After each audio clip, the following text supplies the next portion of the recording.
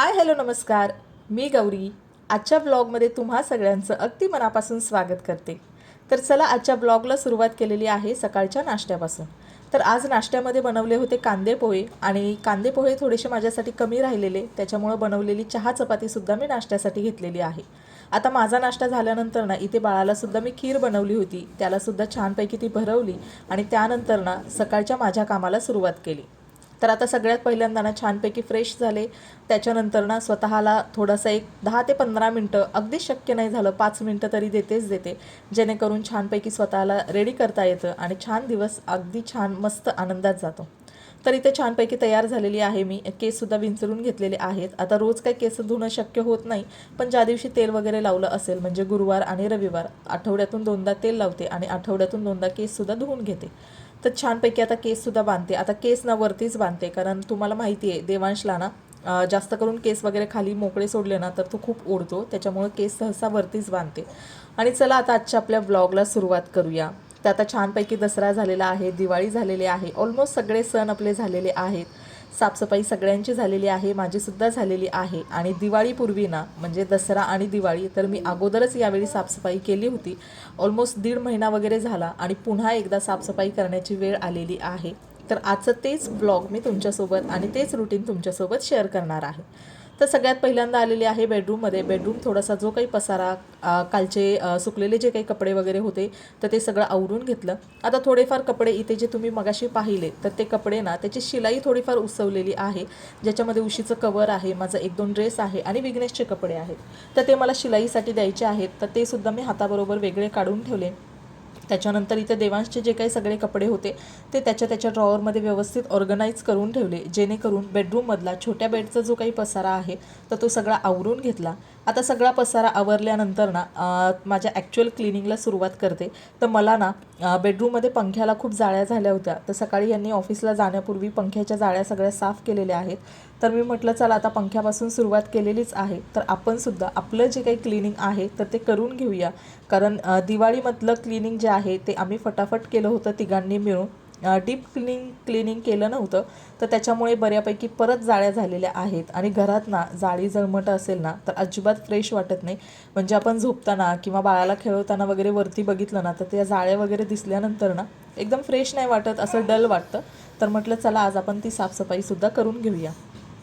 तर आता साफसफाई करताना ना प्रत्येक होममेकर ना आपापल्या पद्धतीनं रुटीन किंवा शेड्यूल फिक्स करत असते.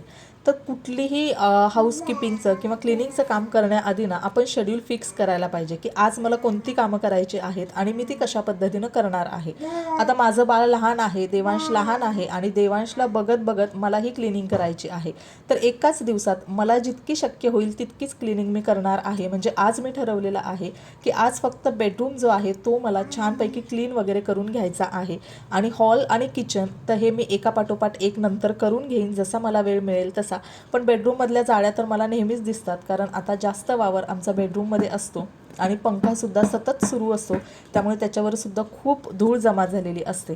तर असो आता सुरुवात केलेली आहे बेडरूमपासून. सगळ्या भिंती वगैरे छानपैकी झाडून घेतलेल्या आहेत आणि खूप जाळी जळमट होती. इथं तुम्ही बघू शकताय बराचसा कचरा आहे, म्हणजे 1.5 महिन्यापूर्वी साफ केलं होतं तरीसुद्धा इतका कचरा आहे. कारण कानाकोपऱ्यामधून ज्या काही वस्तू वगैरे ठेवलेल्या असतात त्याला जाळी जळमट वगैरे होतात आणि पंख्यामुळे ती धूळ ना सगळीकडे स्प्रेड होऊन जाते.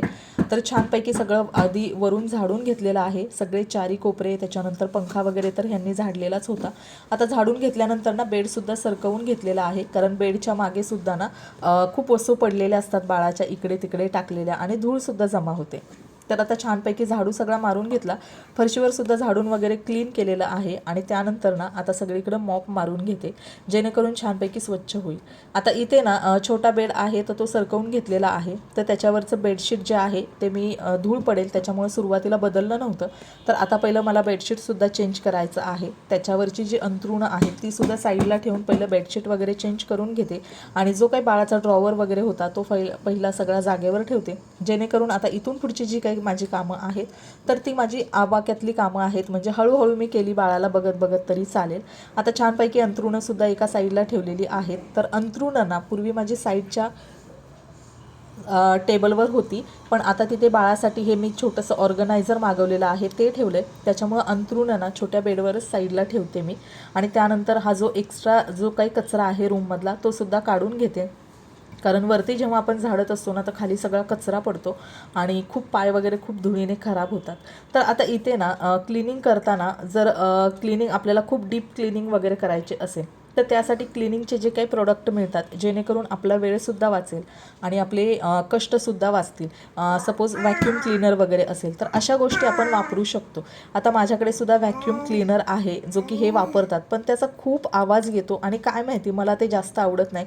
हां, स्लायडिंगच्या विंडो वगैरे जेव्हा पण मला क्लीन करायच्या असतात तर तेव्हा मी विघ्नेशच्या पप्पांना सांगते आणि ते सगळ्या ज्या काही स्लायडिंगच्या विंडो आहेत, कारण त्याच्यामध्ये जी धूळ जमा झालेली असते ती हाताने पटकन निघत नाही, तर त्यावेळी ते व्हॅक्यूम क्लीनर वापरतात. इतर वेळी मी आपलं जे रेग्युलर मेथड आहे झाडू कपडा वगैरे याच पद्धतीनं छानपैकी क्लिनिंग करून घेते.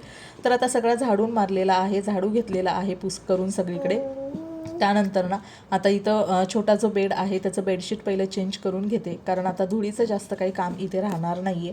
आणि सगळ्यात महत्त्वाची एक गोष्ट सांगायची राहिली, जेणेकरून आपण घरामध्ये खूप सारी कामं करत असतो. आता आज मला क्लिनिंग जरी करायचं होतं तरी सगळ्यात पहिली जी प्रायोरिटी आहे ती आपण स्वतःसाठी आणि आपल्या खाण्याच्या आणि आरामाकडे सुद्धा दिली पाहिजे.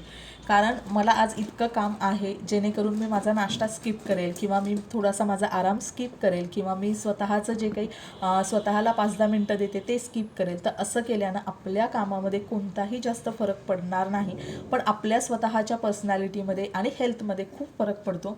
तर त्यासाठी जेव्हा पण आपल्याला कुठलंही काम करायचं असेल, क्लिनिंगचं काम करायचं असेल किंवा इतर कोणतंही काम ज्यासाठी खूप वेळ लागणार असेल तरीसुद्धा सकाळी आपलं जे काही आहे ते स्वतःला 5-10 मिनटं देणं, 10-15 मिनटं आपल्या टाईमनुसार देणं, त्यानंतर नाश्ता करणं सकाळचं हे खूप महत्त्वाचं आहे. हे कधीही स्किप करायचं नाही, कारण याच्यातूनच आपल्याला आपली दिवसभराची कामं आनंदाने आणि खूप एनर्जेटिक पद्धतीने करण्यासाठी छान एनर्जी मिळते आणि पॉझिटिव्हिटी येते. तर असो, आता मी ना सगळं झाडू वगैरे झालेलं आहे मारून आणि सगळीकडे ना आता मॉप मारून घेते, जेणेकरून जी काही धूळ होती ना तर या रूममधून मी हॉलमध्ये गेले किंवा बेडरूममध्ये जरी गेले तर ती सगळी धूळ ना पायाला चिकटते. तर सगळीकडे मॉप वगैरे छानपैकी मारून घेतलेला आहे. आता इथे ना देवांशसुद्धा उठलेला आहे आणि त्याला उठल्यानंतर ना सगळ्यात पहिल्यांदा आई लागते. तर आतासुद्धा ना मी व्हॉइस ओव्हर करते, माझ्या भोवती त्याची लुडबुड सुरू आहे, तुम्हाला थोडाफार त्याचा आवाजसुद्धा येत असेल.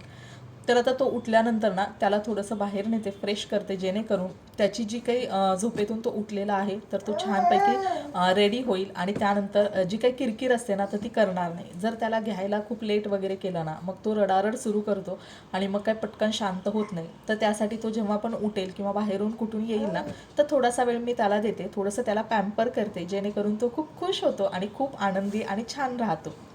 तर त्याला थोडंसं बाहेर फिरवून आणलेलं आहे. आता आलेली आहे घरामध्ये.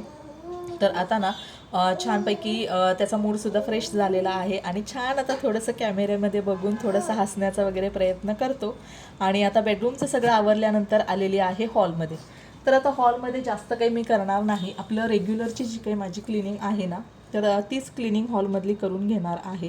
आता सोफा जो आहे तो रोजच्या रोज क्लीन करावा लागतो, नीट ठेवावा लागतो, कारण देवांश वगैरे सोफ्यावर बऱ्यापैकी खेळतो आणि त्याच्यामुळे ना रोजच्या रोज किंवा दिवसातून 2 वेळा वगैरे सगळं व्यवस्थित धूळ वगैरे झटकावी लागते, कुशन्स वगैरे व्यवस्थित ठेवून घ्यावे लागतात. तर छानपैकी सोफा अरेंज केलेला आहे. त्याच्यानंतर झाडू वगैरे सुद्धा मारून घेतला आणि इथे सुद्धा ना लगेच हातोहात मॉप वगैरे फिरवून घेते, जेणेकरून ना हॉलचं सुद्धा माझं काम अगदी व्यवस्थितपणे होईल, नीट आणि क्लीन.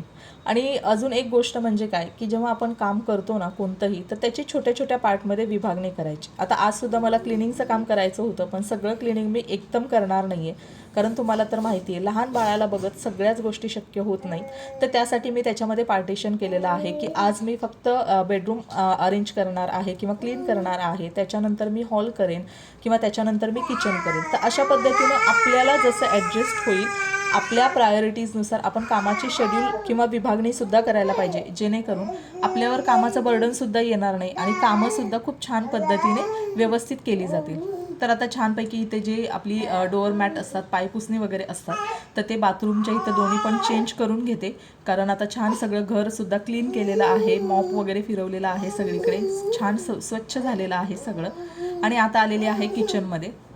तर आता देवांशला घेऊनच ना इथे पहिलं मी कुकर लावून घेते, कारण आता दुपारचा जेवणाचा टाईमसुद्धा झालेला आहे. तर आमच्यासाठी सुद्धा डाळ भाताचा कुकर आणि बाळासाठी जी खिचडी आहे दुपारची लंचमध्ये, तर तीसुद्धा इथे एकच कुकरमध्ये आम्ही सगळ्यांसाठी लावून घेते. आता कुकर लावून घेतला ना की तोपर्यंत बाकीची कामंसुद्धा करता येतात.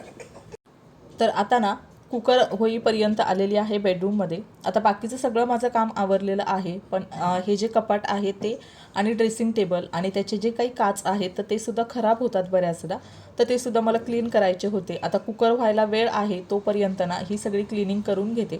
तर याच्यामध्ये एक ॲक्शन म्हणून माझ्याकडे लिक्विड आहे, आपल्या कोलिनसारखंच आहे, तर त्याने छानपैकी सगळीकडे स्प्रेड केलं आणि त्यानंतर काच वगैरे जे आहे ड्रेसिंग टेबलची आणि कपाटाची ती आणि कपाटसुद्धा व्यवस्थितपणे पुसून घेतलेलं आहे. कपाटातले कपडे वगैरे तर आपण नेहमी एक्सचेंज करत असतो किंवा घड्या वगैरे घालून नेहमी होत असतात, पण कपाटाची बाहेरची बाजू हे दरवाजे वगैरे किंवा काच वगैरे ते सुद्धा स्वच्छ केली ना तर छान बघायला पण फ्रेश वाटतं. आणि जेव्हा पण आपण आरशात बघतो ना तर आपल्याला क्लिअर आपली इमेज दिसते, तर त्याच्यामुळे सुद्धा खूप छान वाटतं. जर तिथे डाग वगैरे असतील ना तर आपल्याला सुद्धा बघताना अगदी फ्रेश वगैरे छान वाटत नाही. तर अशा पद्धतीनं ना शॉर्ट बट स्वीट अशा छान पद्धतीनं मी आज माझ्या घराची बेडरूमची क्लिनिंग करून घेतलेली आहे. आय होप तुम्हाला हा ब्लॉग आवडला असेल आणि आजचा ब्लॉग मी इथेच एंड करते. जर व्हिडिओ आवडला असेल तर व्हिडिओला लाईक करा आणि चॅनलला सबस्क्राईबसुद्धा करा. पुन्हा भेटूया अशाच एका व्हिडिओमध्ये. तोपर्यंत सर्वांना थँक्यू. Bye bye.